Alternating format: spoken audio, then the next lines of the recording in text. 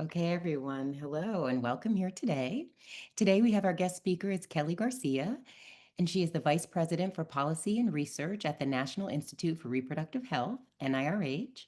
She has been working to advance progressive public policy for almost 20 years and began her policy career advocating for and working on implementation of the Affordable Care Act at the National Women's Law Center. After a 5-year hiatus from reproductive rights and justice advocacy, during which she worked on immigrant and economic justice, Dr. Garcia joined NIRH in 2023. Originally trained as a social and health psychologist, Dr. Garcia brings her research and behavioral science background to her legal and policy advocacy. Okay, thank you, Kelli. Great. Thank you, Sydney. I'm so thrilled to be here. I have like 3 with slides, so I'm gonna share my screen and hopefully it all works. Thumbs up. Can you give me a thumbs up if you're seeing the screen? Perfect. So I really thrilled to be here and have the opportunity to talk with all of you. You are really on the front lines of the fight to protect reproductive freedom. I'm going to start today by going just a quick introduction and then really dive into the policies.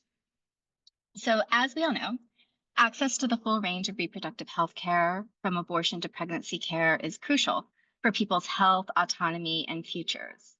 And in the face of federal retrenchment and the affirmative attack from the federal government on reproductive freedom, it is now on state governments to act decisively. When the Supreme Court overturned Roe v. Wade, so many of your states stepped forward and took real action to protect and expand access to care. That need for state action remains. And this isn't just the right thing to do, it's what the public wanted and continues to want.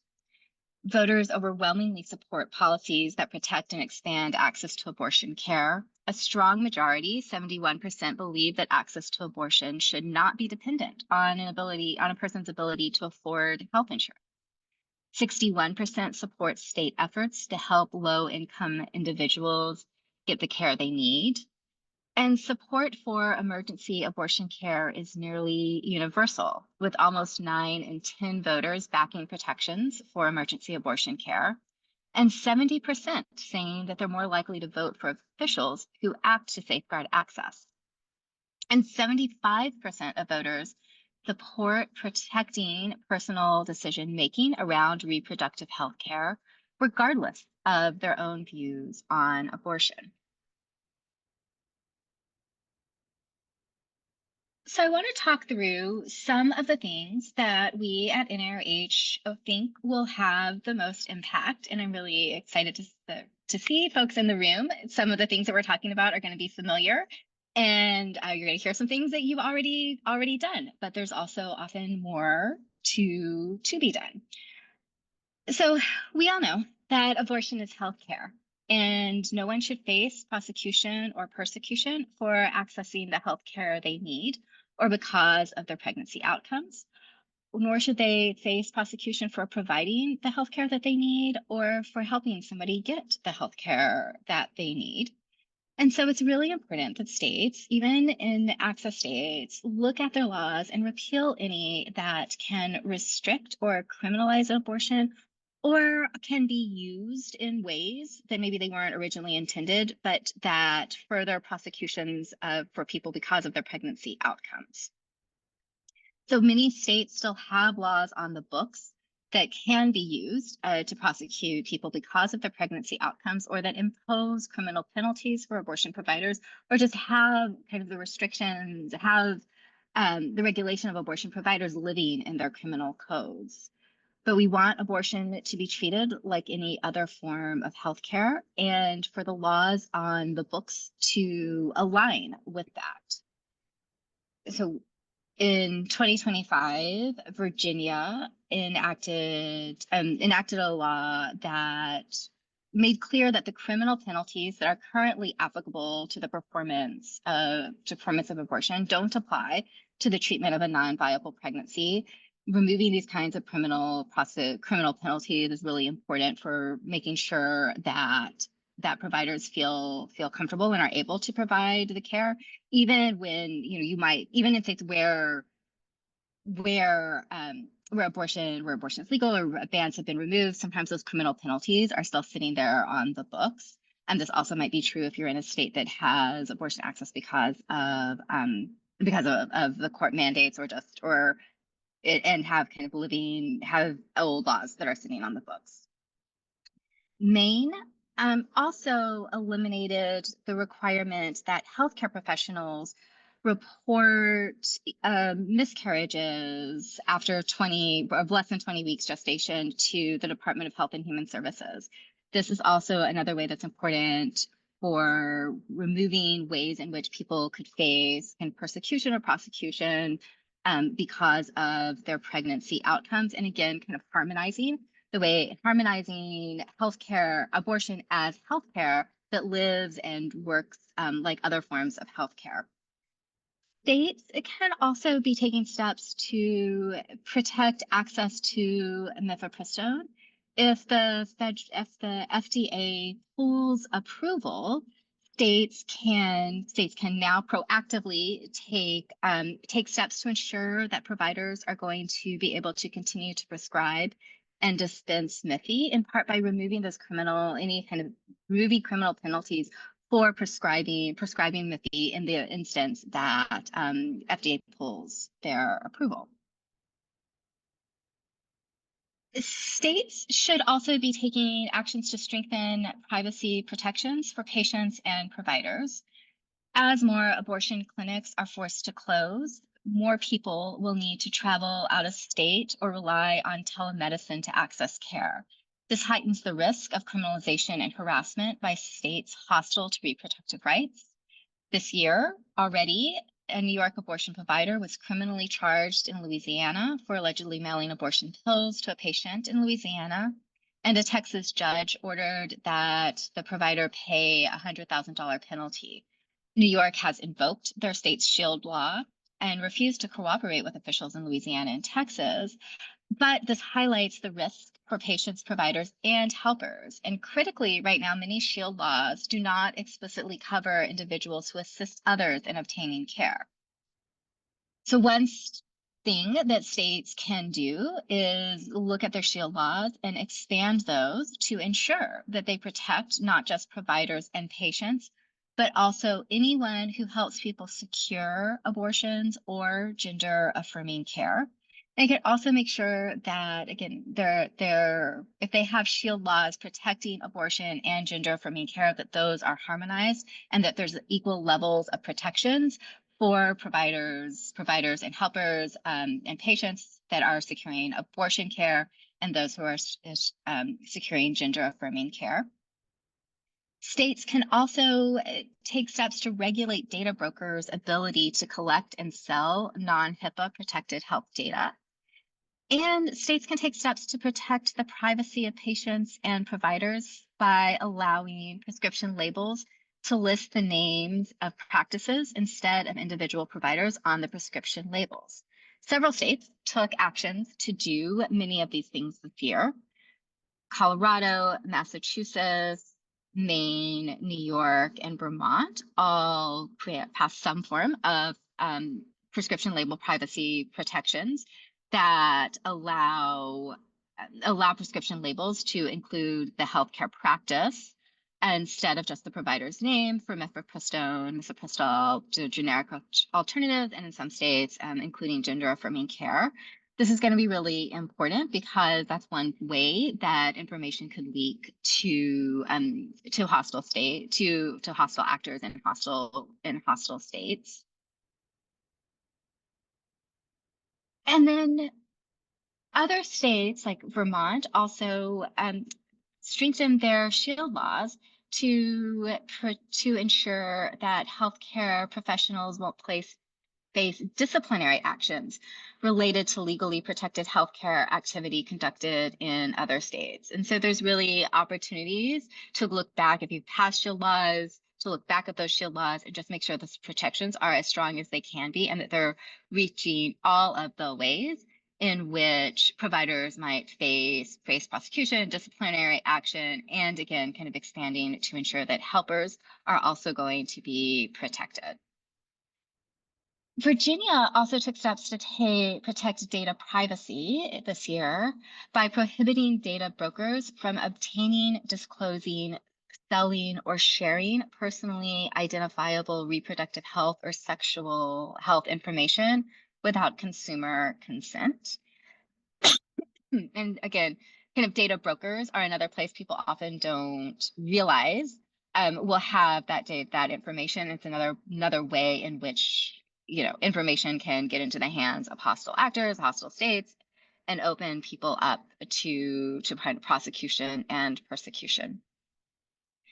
And then protecting pregnant people's access to emergency care is going to continue to be incredibly important. We know that the Federal Emergency Treatment and Labor Act was enacted to ensure that hospitals treat patients during a medical emergency or active labor. EMDALA guarantees that in an emergency, patients receive the life-saving care they need, including abortion care. However, this year, the Trump administration repealed guidance reminding hospitals that they must provide emergency abortion care. In the wake of these federal rollbacks, several states codified their emergency care protections into state law, making explicit that abortion is essential emergency care. These laws provide clarity for providers, reduce delays in treatment, and create replicable frameworks for other states. So we do want to be clear that rescinding this guidance does not change hospitals' legal obligations to provide emergency abortion care under the federal EMTALA. Nevertheless, the Trump administration's actions invite chaos into emergency rooms. They deepen confusion for hospitals navigating abortion bans and make it even easier for care to be delayed or denied. And this includes in access states where religiously affiliated hospitals may refuse to provide emergency abortion care. And so it's important for states to make sure that they have protections on the books in their own states and not just replicate what is in the federal EMTALA, but really update and modernize the language to make sure that the protections are robust and that they are consistent with kind of today's modern practice. EMTALA is I want to say 40 years old. It's the language, while continues to be important and effective, we have the opportunity for passing state EMTALAs to really update and modernize that language to make it consistent with the way medical practice has evolved. So Colorado, Massachusetts, New York, and Washington all enacted emergency pregnancy care protections this year. Despite overwhelming bipartisan support for contraception, states also need to continue to protect contraceptive access and expand it. The Trump administration is already working to roll back contraceptive care for those who need it most. And because of this threat, even in states with oppositional governors and legislatures, we've seen efforts to protect and expand contraceptive access. So Illinois, New Hampshire, and Tennessee this year enacted legislation that in some way protected the right to or expanded access to contraception and other reproductive health care services and decisions. Illinois enacted 2 laws that expand access to contraception, one allowing pharmacists to prescribe and dispense contraception, and the other requiring public universities to offer contraception and medication abortion services on campus. New Hampshire law provided patients with greater autonomy to choose sterilization care and prohibits discrimination against people who are seeking sterilization based on their age or providers' beliefs. Tennessee's law aimed to protect access to fertility treatments and contraception. And so while it was important that Tennessee enacted this law and that people have access to contraception and fertility care, Tennessee does continue to enforce their trigger ban, and that which prohibits abortion at all stages of pregnancy. And then states also are in a tough position in needing to continue to sustain and expand investments in reproductive health care in the wake of the Republican budget on the federal level that stripped insurance coverage from 11.8 million people, defunded critical care systems that are vital to reproductive and pregnancy care access, especially for people with low incomes, young people, immigrants, and people of color, and people living in rural communities. These cuts are going to devastate hospitals and clinics. The $1 trillion in cuts to Medicaid could force an estimated 140 rural labor and delivery departments across the country to close. And 1 in 4 abortion providers nationwide could be forced to shutter their doors. To ensure continued access to care and mitigate the harm caused by the Republican budget, states should sustain and expand their current investments in reproductive health funds that cover the costs of abortion care and practical support. You can also allocate the unused money required to be collected under Section 1303 of the Affordable Care Act to cover abortion services to be used to fund abortions, as Maryland has already done.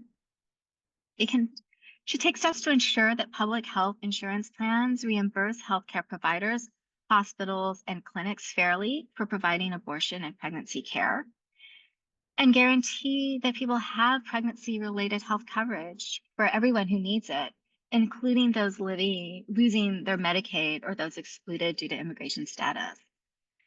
So as I noted, Maryland requires insurance companies to use premium funds collected for abortion coverage to provide abortion care clinical services. Any surplus funds will be transferred to a public health abortion grant program fund, which was established this year. New York allocated $25 million to state grants for abortion access, including the Reproductive Freedom and Equity Grant Program. Washington allocated around a little over $8 million from the general funds for fiscal year 2026 and $8 million for the fiscal year 2027 to fund programs and grants for maintaining access to abortion care, and also directed the Department of Health to purchase and distribute medication abortion to healthcare providers at cost. I'm going to stop my share now. I will also say I was a little worried for time, and so I didn't spend time talking about some of the things around expanding access to midwifery care and doula care. And so I'm happy if people have questions on that, happy to kind of talk through some of the policy recommendations we have there, but I will pause now. Thank you, Kelli.